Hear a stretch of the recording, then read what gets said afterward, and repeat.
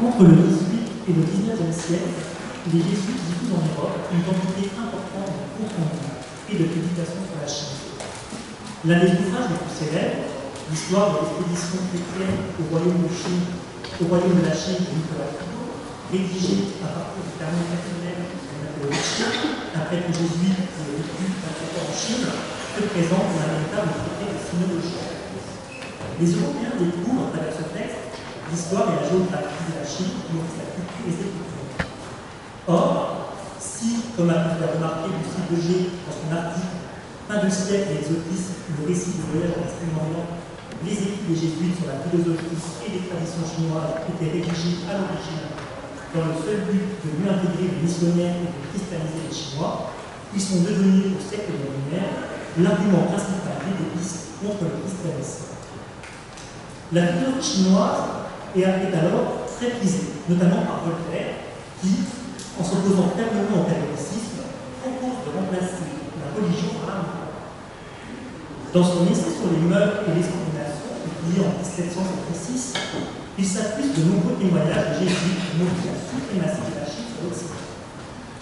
Il reprend, comme l'a souligné Zhangxi dans son article L'image de la Chine dans la pensée européenne du XIXe siècle, de l'apologie à la vie pratique, les proverbes de Confucius et les récits de l'empereur pour affirmer que le confucianisme est une sorte de déisme qui existe depuis la plus haute antiquité et que la société chinoise pratique l'enseignement de Confucius. Pour Voltaire, la Chine, en tout temps, a été gouvernée par une classe caractérisée par la raison, l'intelligence et le déisme. La célèbre maxime prêtée à Confucius, qui n'était pas autre chose que tu voudrais pas qu'il te fasse, devient d'ailleurs l'un des livres avec l'histoire. Voltaire ne pratique pas de gauche sur la Chine. Il affirme même, dans l'une de ses lettres à notre cours sur les lois et les mœurs de la Chine, que la Chine est le peuple le plus juste et le plus humain de l'univers.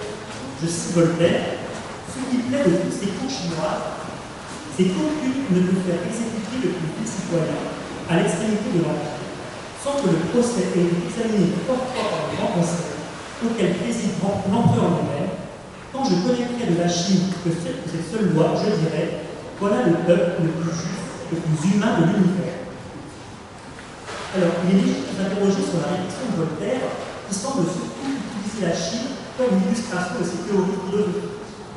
Ainsi, dans son catéchisme chinois publié en 1764, Voltaire définit l'amitié selon Confucius comme un sentiment sacré qui n'obéit à aucun commandement, mais qui est un sentiment intérieur de l'homme. Selon Zhangxi, les arguments de Voltaire sont incompréhensibles dans le contexte de l'éthique chinoise traditionnelle, puisque l'amitié sur Confucius est une relation sociale fondée sur la parenté et qui prime sur toute autre relation sociale. Voltaire, comme d'autres Européens, a une vision quelque peu caricaturale de la pensée chinoise. Il l'enferme dans un système de valeurs qui est le sien. En France, le fils de Prague idéalise la Chine. Elle est l'image d'un autonomisme éclairé et rationnel. Dans son ouvrage Despotisme de la Chine, François de Pinel, contemporain des Lumières, dans la ligne de Voltaire, élève lui aussi ce pays au rang de modèle. Il oppose les despotes arbitraires ou légitimes aux despotes légitimes dont l'empire de Chine serait la parfaite incarnation. Pinel s'appuie sur le principe de loi naturelle pour contredire les propos de Montesquieu qui, dans l'esprit des lois, affirmait que le gouvernement chinois relevait du despotisme absolu. Contrairement à Voltaire, qui interrogeait uniquement les textes jésuites, Montesquieu disait principalement les rapports entre conscients qui jugeait plus objectifs. Le point de vue de l'auteur des lettres persanes sur la Chine est donc très différent de celui de la plupart des écrivains. En totale opposition avec Voltaire, il affirme dans l'esprit des lois que la Chine est un État despotique dont le principe est la crainte. Il se sert d'ailleurs de nombreux arguments pour défendre ses propos. Il invoque ainsi le caractère flou de certaines notions. Je cite, « Les lois de la Chine décident que quiconque manque de respect à l'empereur doit être puni de mort. Comme elles ne définissent pas ce que c'est que ce manque de respect, tout peut fournir un prétexte pour ôter la vie à qui l'on veut et exterminer la famille que l'on veut. » Il invoque aussi l'usage des rites servant à rendre le peuple malléable. Je cite, « Deux choses ont pu aisément graver les rites dans le cœur et l'esprit des Chinois. L'une, leur manière d'écrire extrêmement composée, qui fait que pendant une très grande partie de leur vie, l'esprit a été uniquement occupé de ces rites, parce qu'il a fallu apprendre à lire dans les livres et pour les livres qui les contenaient. L'autre, que les préceptes des rites n'ayant rien de spirituel, mais simplement les règles d'une pratique commune, il est plus aisé d'en convaincre et d'en frapper les esprits que d'une chose intellectuelle. Mais Montesquieu ne critique pas seulement le système politique de la Chine. Il fait preuve d'une sinophobie qui contribuera à véhiculer dans l'imaginaire collectif de son époque le stéréotype du mauvais chinois. Pour Montesquieu, le chinois est une fourbe de langue menteur. Je cite: ce qu'il y a de singulier, c'est que les Chinois, dont la vie est entièrement dirigée par les rites, sont néanmoins le peuple le plus fourbe de la terre. Cela paraît surtout dans le commerce, qui n'a jamais pu leur inspirer la bonne voie pour naturelle. Ou encore, c'est la nécessité et peut-être la nature du climat qui ont donné à tous les Chinois une avidité inconcevable pour le gain. Et les lois n'ont pas songé à l'arrêter. Tout a été défendu quand il a été question d'acquérir par la violence. Tout a été permis quand il s'est agi d'obtenir une atteinte par artifice ou par un musique. Mais Montesquieu, Voltaire et Quesnay, malgré leurs avis divergents, ne s'intéressent pas à la Chine en tant que telle.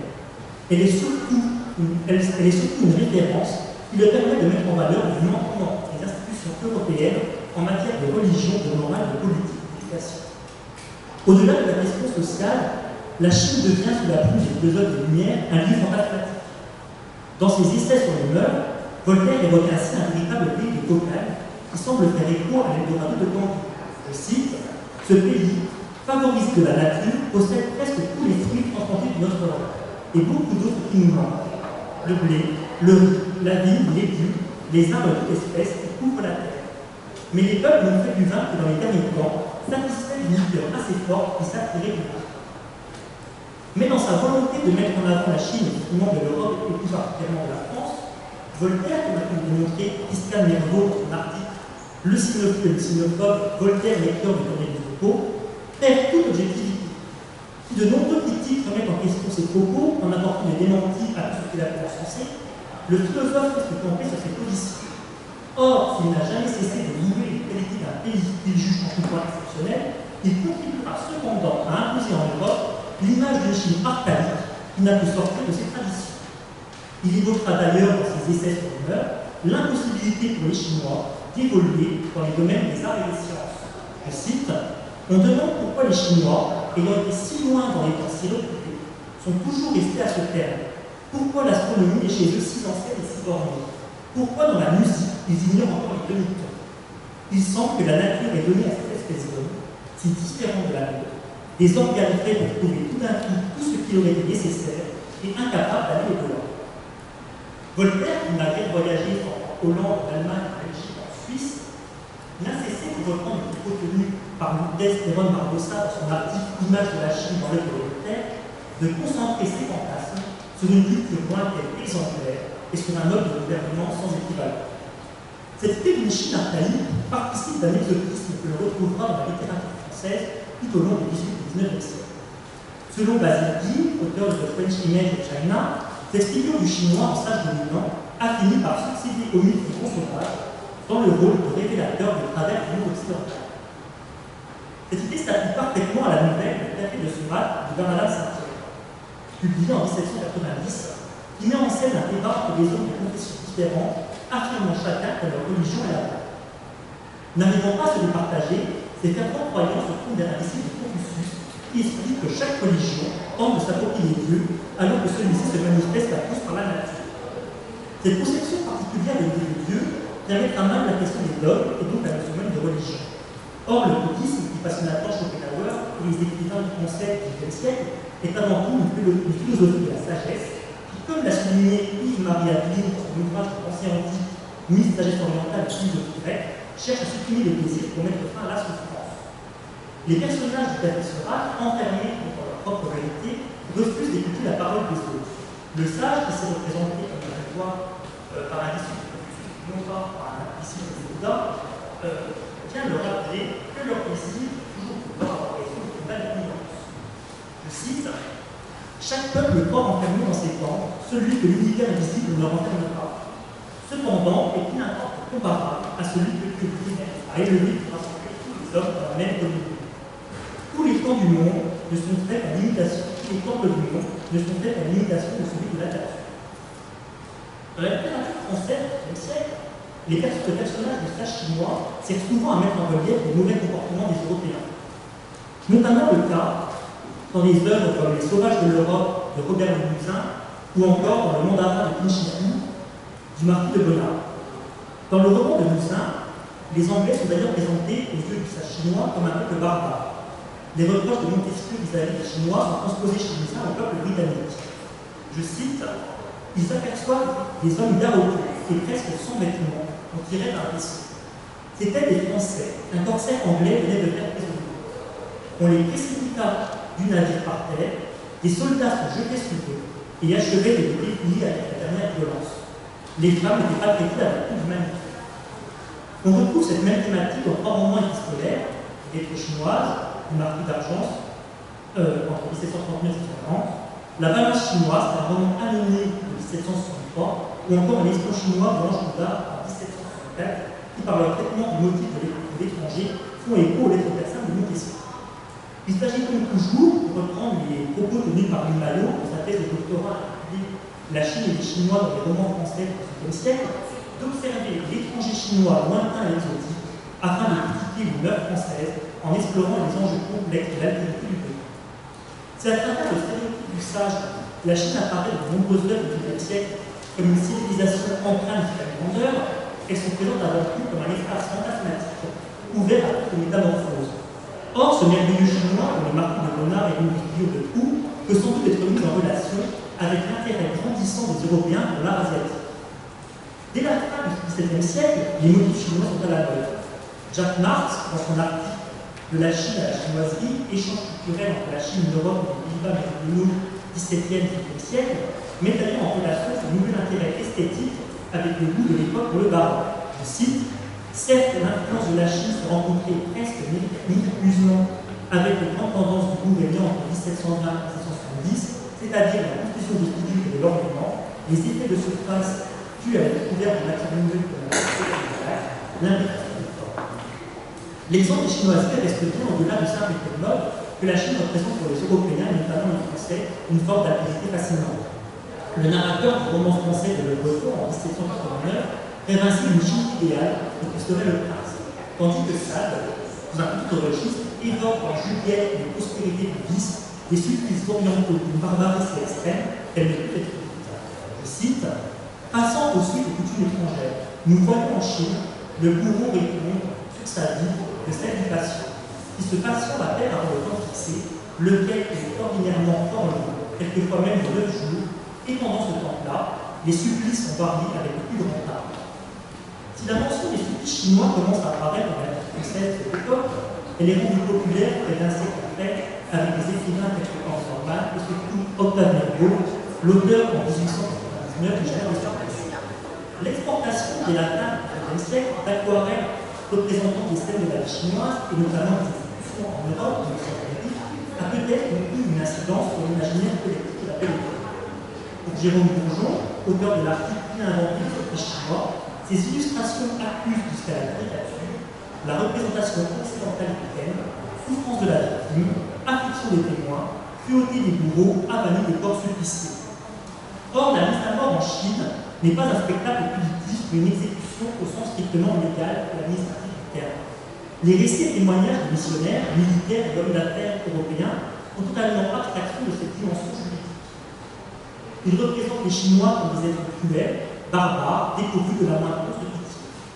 Ainsi, le père Hugues, dans ses souvenirs d'un voyage dans la Tartarie, le Tibet et la Chine, pendant les années 1844, 1845 et 1846, évoque les terribles supplices auxquels sont condamnés les criminels avant d'affirmer que les Chinois sont un peuple complètement dépourvu d'affection.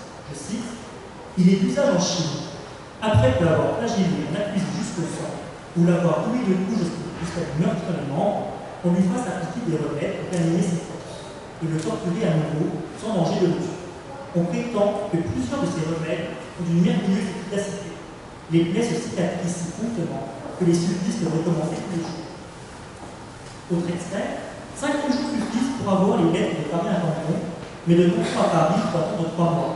Les Chinois ne souffrent nullement d'un pareil état des choses. Étant complètement dépourvus d'affection, ils n'éprouvent aucun besoin de correspondre avec leurs parents et amis. Cette imagerie négative, très différente de celle véhiculée par la plupart des jésuites du XVIIe et XVIIIe siècle, se retrouve de nombreux rapports de missionnaires. L'image d'un pays utopique véhiculé par les Lumières semblait à cette époque un très lointain souvenir. Gilbert Gador, dans son article La Chine du XIXe siècle, vu par deux consuls de France, Patrick Chéhou, est notamment revenu cette vision désenchantée. Je cite: que l'on se reporte au souvenir de Théodore Duret, de Beauvoir, de Coco, de Victor Démian ou aux essais de Cooperfield de Lucie, on est surpris de voir à quel point ils sont marqués par l'esprit de dépréciation. L'image de la Chine qui se dégage de ce livre est celle d'un vieux pays fatigué, sans avenir, sans espoir de rajeunissement, et qui n'a même pas d'avenir à passer de civilisation qui puisse véritablement impressionner l'Europe. Ces religions, pas même dit du nom de religion. Sur ce point-là, Renan parle comme missionnaire. Leur philosophie, leur élémentaire sagesse, moins importante vue de près qu'on l'avait cru au siècle des Lumières.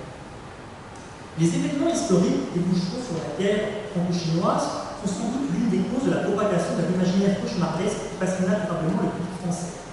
Ainsi, en 1839, Judith Gauthier, qui a toujours eu une grande admiration pour la Chine, évoquait longuement dans le Dragon impérial les supplices subis par le jeune Coligny. Je cite: quand les tortionnaires revinrent, chacun d'eux tenait à la main un martinet dont les longues lamelles d'acier flexible avaient été bouchées au feu. On fit se lever Coligny. Un homme s'approcha pour compter les coups. L'un des affreux instruments s'éleva, jetant des étincelles qui retomba sur les mains du poète. Les larmes brûlantes s'enfoncèrent, si avant dans la chair, que le bourreau dut faire un effort pour les retirer et arracha avec elles des lambeaux informes et brésiliens. Coligny était à bout de force. Le second martinet se leva, puis retomba dans l'horrible blessure. Cette fois, le poète crut qu'il allait mourir et il poussa un long cri. En 1884, quand sa nouvelle L'aventure de Frida, Villiers de Pilatan, s'il ne décrit pas les scènes de torture, insiste sur le caractère effrayant du matériel utilisé par les bourreaux. La confusion de détails donnée par l'auteur confère à son récit un caractère vraiment prolifique. Je cite: 3 hommes en habit de tunique se tenaient près du brasier où chauffaient des fers de torture. De la voûte tombait une corde de soie, solide, s'essuyant en fine tresse et sous laquelle il brillait une petite cage d'acier, ronde, trouée d'une ouverture circulaire. Ce que voyait Célia, c'était l'appareil de la mort terrible. Après d'atroces brûlures, la victime était suspendue en l'air par un poignet. À cette corde de soie, le pouce de l'autre main attaché en arrière au pouce du pied opposé. On lui ajustait alors cette cage autour de la tête, et l'ayant fixée aux épaules, on la refermait, après avoir introduit 2 pans à famille. Le bourreau imprimait ensuite au fond d'année un balancement, puis il se retirait, le laissant dans les ténèbres, ne devant revenir le visiter que le surlendemain. Mais les textes des missionnaires ne sont pas les seuls responsables de l'avènement entre la fin du XIXe et le début du XXe siècle d'un imaginaire de la Chine qui commence à atteindre. Entre 1899 et 1901, durant la crise des boxeurs, plusieurs soldats abandonnés à Pékin d'origine diffusent des photographies des exécutions de torture en Europe. Ces images, pourtant terribles, servent en France de tactique. Leur violence extrême office de curiosité exotique. Les écrivains français de la belle époque ont perpétré et approfondi cette tradition d'une Chine à la fois cruelle et raffinée. De la lignée du Marquis de Sade, certains décriront à l'image de Mirbeau, avec le jardin des supplices, des scènes de torture teintées d'érotisme. Or, Mirbeau ne met pas en scène de réels supplices chinois. Il ne fait que détailler les tortures imaginaires. Même si, sur la question des tortures, l'évocation de la torture renvoie à un supplice pour les questions de la. Le topos de la chronique des Chinois lui sert pour reprendre les propos tenus par Pierre Marga dans son article Sade avec Darwin à propos du roman de Mirbeau, les supplices, de paravent exotique pour exposer une réflexion anthropologique portant sur la cruauté humaine en général. Les personnages européens se montrent dans son roman tout aussi monstrueux que leurs homologues chinois, puisqu'ils satisfont leurs désirs sceptiques en se rendant quotidiennement compagnes du temps. Clara, la jeune anglaise qui accompagne le narrateur, a voulu à plusieurs reprises prendre du plaisir à la vie aussi terrible de supplice. Je cite: alors le soldat qui laissait refroidir la badine dans les chairs et se refermait. Puis lorsqu'elle était froide, il l'arrachait violemment d'un seul coup avec de menus lambeaux saignants. Et l'homme poussait à ce coup de cœur. Puis le soldat recommençait. Il recommençait 15 fois. Et à moi aussi, chère petite femme, il me semblait que la badine entrait à chaque coup dans mes reins. C'était atroce et prévu. À travers le couple franco-anglais particulièrement sadique du genre de supplice, Mirbeau dénonce aussi les 2 grandes puissances coloniales de l'époque. En 1898, dans un article intitulé Civilisation et dénonciation des crimes coloniaux en Algérie, Le romancier avait déjà condamné la politique coloniale de la France. Je cite: l'histoire des conquêtes coloniales ferait une néon et moins effaçable de notre temps. Elle égale en horreur, quand elle ne les dépasse pas, les acoustiques de la folie rouge du massacre. Mais le discours anticolonial de Mirbeau n'est pas devenu une difficulté, puisque Clara, reprend le propos tenu par Pierre Michel dans son article « Je reste plus du cauchemar d'un juif à la monstruosité littéraire », se mue en une éloquente et passionnée avocate du peuple du tiers-monde, menacée de génocide et d'éthnocide par les sanguinaires expéditions coloniales en paix française. Il n'est d'ailleurs pas étonnant que celle-ci réutilise les arguments anticolonialistes utilisés par Mirbeau lui-même dans son article Civilisation, énonciation des crimes commis en Algérie pour défendre justement les Chinois. Je cite une texte de Mirbeau. Je suis sûr que tu crois les Chinois plus féroces que nous. Mais non, nous les Anglais, parlons-en, et vous les Français. Dans votre Algérie, aux confins du désert, j'ai vu ceci. Un jour, des soldats capturent des Arabes, de pauvres Arabes qui n'avaient pas commis d'autre crime que de suivre la brutalité de leur conquérant. Ils étaient 30. Le colonel Antonin fut soumis à mort sur le champ, sans enquête ni procès. Et voilà ce qui arriva. Ils étaient 30. On creusa 30 trous dans le sable, et on les enterra jusqu'au col, nus, la tête rase, au soleil de midi. Afin qu'ils ne mouillent pas trop vite, on les arrosait de temps en temps, comme des choux. Au bout d'une demi-heure, le paupières s'était gonflé, les yeux sortaient de leur tête. Les lampes tuméfiées remplissaient les bouches, affreusement ouvertes. Et la peau craquait, se rissolait sur le crâne. C'était sans grâce, je t'assure, et même sans terreur. Ces 30 têtes mortes, hors du sol, et semblables à un grand mécanique. Il y a évidemment de l'ironie dans la démarche de Mirbeau, qui utilise un personnage sadique et en plus anglais pour dénoncer la méchanceté de l'Est. De plus, la Chine est également présentée dans son roman comme une nation cruelle et avec de la torture. Donc la thématique de la cruauté dépasserait la simple question coloniale, puisque Mirbeau, comme a pu souligner Michel Léon dans la préface de Christian d'Alira, le jardin des supplices, a fait de la Chine à la fois l'antithèse et la métaphore de l'Europe. Au-delà du discours politique, le jardin des supplices est devenu, au même titre que les œuvres du Marquis de Sade, une référence de la littérature érotique. Les mises à mort et exécutions extrêmement théâtralisées évoquent des rituels sadomasochistes. Il n'est donc pas étonnant que le théâtre de Vignol, spécialisé dans les tentations macabres de ce roman, ait décidé en 1922 de mettre en scène le roman de Mirbeau. Pour le jardin des supplices, les lieux, l'esthétique et la dramaturgie ont d'ailleurs autant, si ce n'est plus que le supplice en question. Je cite: ici, c'est parmi les fleurs, parmi l'enchantement prodigieux et le prodigieux silence de toutes ces fleurs, que se dressent les instruments de torture et de mort, les pales, les gibets, les croix. Tu vas voir tout à l'heure, si intimement mêlé aux splendeurs de cette orgie florale, aux harmonies de cette nature unique et magique, qui semble en quelque sorte faire corps avec elle, être les fleurs miraculeuses de ce sol, de cette terre. On retrouvera ce même type d'orientation plus tard, en 1966, dans la maison de randonnée d'Anna Rob-Brière, dont l'action se déroule dans une maison close de Hong Kong, qui propose chaque soir des spectacles théâtraux de nature sadomasochiste. À travers ce lieu et la scène de théâtre, Rob-Brière représente à son tour cette image d'un Orient aussi cruel que raffiné.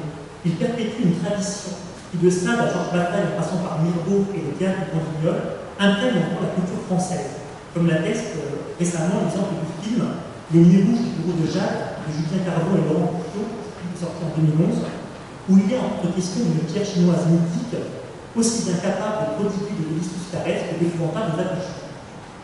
La figure du sage est quant à elle devenue une véritable image originale, en France comme à l'étranger.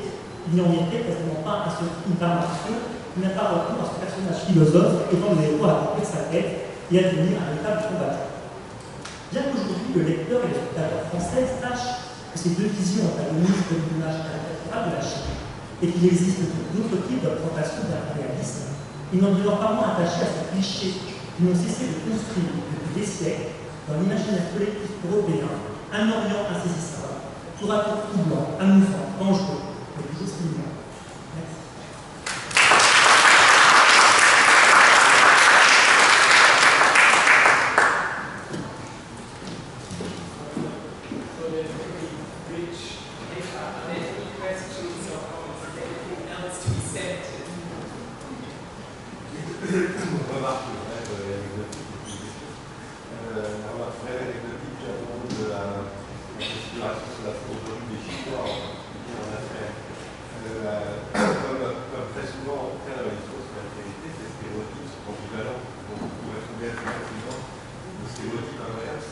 Et j'en ai un, le père de Clara Malraux, qui est marchand de fourrure, confessait à sa fille que on va faire la signature de la parole d'un Chinois, on allait toutes les signatures. Voilà. Là, on a un exemple qui est symétrique. L'histoire suivante, dans cette ambivalence et cette évolution de l'image de la Chine au tournant des 18e et 19e siècles, à votre avis, est-ce qu'on a affaire des rivalités, des polémiques intellectuelles par la vérité interposée, polémique sur le despotisme entre Voltaire et Montesquieu? Est-ce qu'on a affaire à l'expression seulement, disons, d'un changement d'image de soi de l'Europe avec le 19e siècle commençant? Ou est-ce qu'il y a quand même l'enregistrement aussi d'une manière ou d'une autre, une conscience de la crise objective historique que l'Empire chinois traverse à partir de la deuxième moitié du XVIIIe siècle? Et une crise là, historique très lourde, faite de fait, au début du XIXe siècle, la situation de l'Empire chinois n'est plus du tout aussi florissante qu'on a, elle ne l'était dans la première moitié du XVIIIe siècle.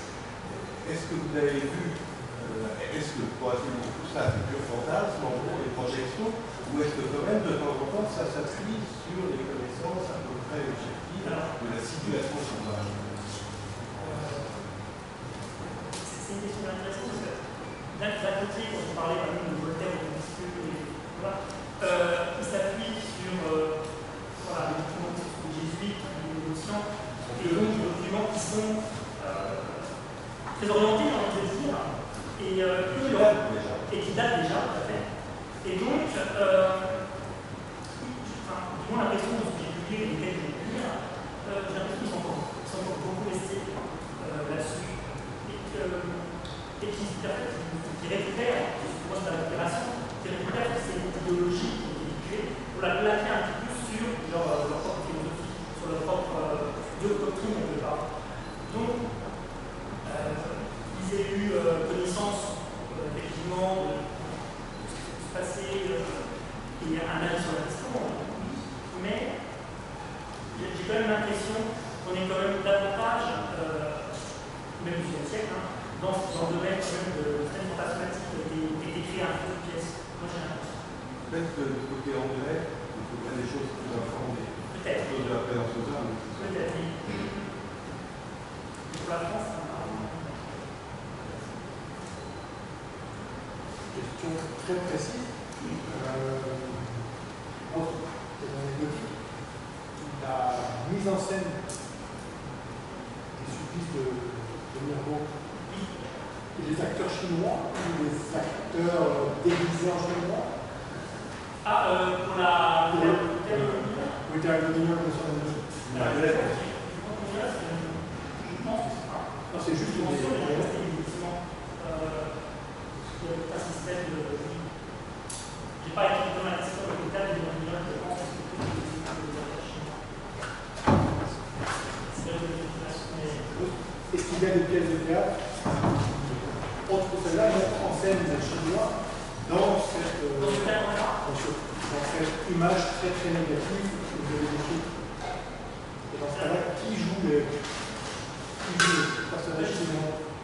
J'ai quelque chose à dire qui me paraît intéressant, parce que c'est aussi une voie particulière pour c'est un peu l'ancien d'or, c'est une voie de un peu sommaire. Et on avait beaucoup, à cette époque aussi, dans le imaginaire chinois sadique, on avait pas mal de pièces, alors je parle de documentaires, dans lesquelles il y avait justement cette image de l'Orient un peu malsain, pas souvent, mais en général, c'est une sorte de caricature.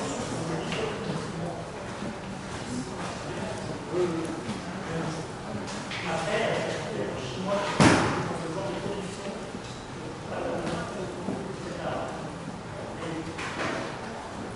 Notre peuple, c'est. oui.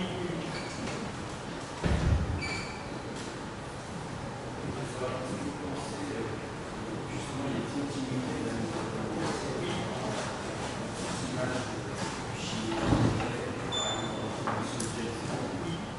docteur chinois le méchant, mais il y a une évolution quand même, parce qu'on voit juste encore un James Bond, ça va être Pierce Brosnan ou Michel Yeoh qui joue une espionne chinoise avec du bon côté. On voit quand même que cette image commence à changer. Mais on est pas reste quand même. Mais on reste quand même dans l'idée, voilà, les chinois qui connaissent aussi.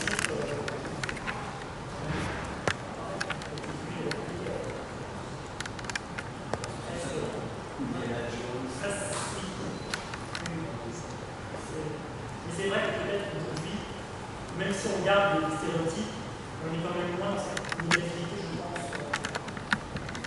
Il y avait pas longtemps de au cinéma américain, comme 80, Le personnage de Jet Li, qui prend un peu de temps.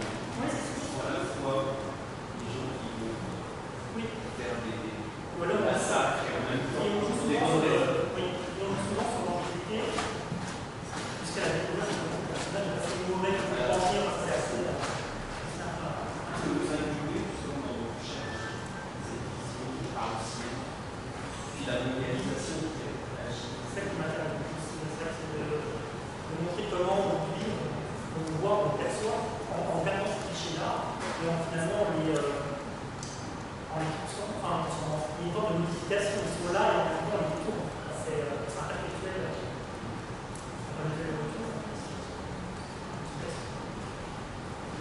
Oui. Ça me faisait penser cette remarque, je pense que c'est à la fin du début du XXe, dans les romans, je pense que américains, dans les romans policiers américains, je pense qu'il y avait des règles de l'écriture des romans policiers américains, puis dans les règles, une des règles, c'était pas de chinois et pas de personnages chinois, donc c'était une règle pour éviter les personnages du genre Manchu, qui sont trop puissants, qui peuvent tout. C'est ça qui représente le mal. Donc en fait, un roman policier bien écrit ne devrait pas avoir de personnage chinois pour éviter ce genre de stéréotypes. Donc c'est un peu, quand on lit la règle, en soi ça semble un peu raciste, mais après c'est pour éviter justement le personnage du Fu Manchu. Donc je me demandais si vous aviez déjà regardé du côté de la littérature populaire française et au niveau de certains personnages qu'il y avait justement dans les romans policiers français, dans d'autres types des représentations de personnages chinois qui pourraient un peu être liés à ça. Alors, littérature française, je ne pas encore plongé. Je vais donner l'exemple du film justement, le livre du chat, intéressant parce que c'est une atmosphère qui peut rappeler un certain cinéma de 70, on va dire. Ce que j'ai un petit peu dans le genre de prière. Donc avec l'esthétique qui joue beaucoup sur le côté sadique des personnages, des pratiques de sadomasochisme. Souvent ça revient, mais ils vont jusqu'à la torture, à la mort. Voilà. Et je pense qu'en littérature, pour l'expérience d'Antilles, c'est déjà un peu daté, tout son imaginaire en fait, de la Chine, de la maison d'Andalou, ça joue justement là-dessus. Ça veut dire sur un mécanisme sadique, sur des jeunes filles qui sont devenues un paquet de chiens. Donc voilà, c'est vraiment comme ça. Et alors qu'on est quand même, voilà, le roman se passe en 60, on n'est plus au temps du bal des héros. Donc il y a quand même une persistance. Voilà. Peut-être plus dans les romans, dans les romans gars. Je pense que c'est là d'aller chercher justement les. Ouais, je pense aussi. Mais j'ai pas encore touché à ça, mais effectivement. It's okay, you take it to a coffee break, c'est juste peut-être organiser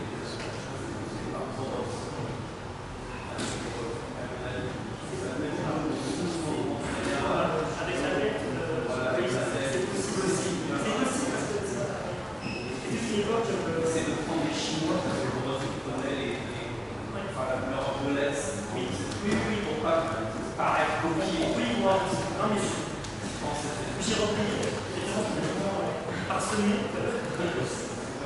Oui, non, mais c'est